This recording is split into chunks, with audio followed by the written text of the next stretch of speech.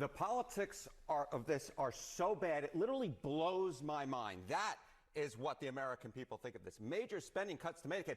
Look at this, 76% opposed, just 24% favor major federal spending cuts to Medicaid. To give you an idea of how big this 76% is, in a separate poll I looked at it, George Washington's favorable rating is 78%.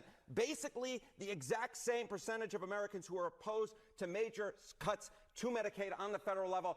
As I said, the politics of this are so extremely bad, it blows my mind. Republicans are playing with fire when it comes to cuts to Medicaid, and the state of New Hampshire is no exception. GOP lawmakers here are considering major cuts to this program, which serves about 1 in 7 Granite Staters, roughly 183,000 people in the state. These cuts would intentionally put healthcare out of reach for tens of thousands of Granite Staters in order to pay for tax cuts for the rich.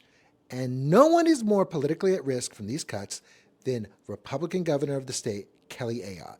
We recently got to hear from some disability advocates to hear what they had to say about Ayotte's role in these cuts.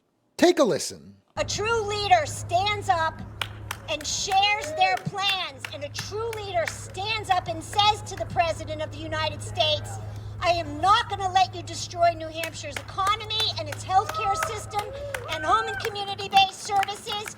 Mr. President, no cuts to Medicaid. She needs to be a bold chief executive and take a stand and protect the Granite State, because she promised that she was going to represent all of us.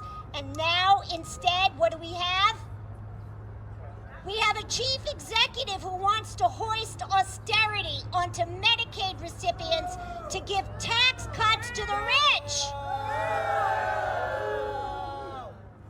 Governor Ayotte and the Republican-controlled legislature are acting like a mini version of the federal GOP.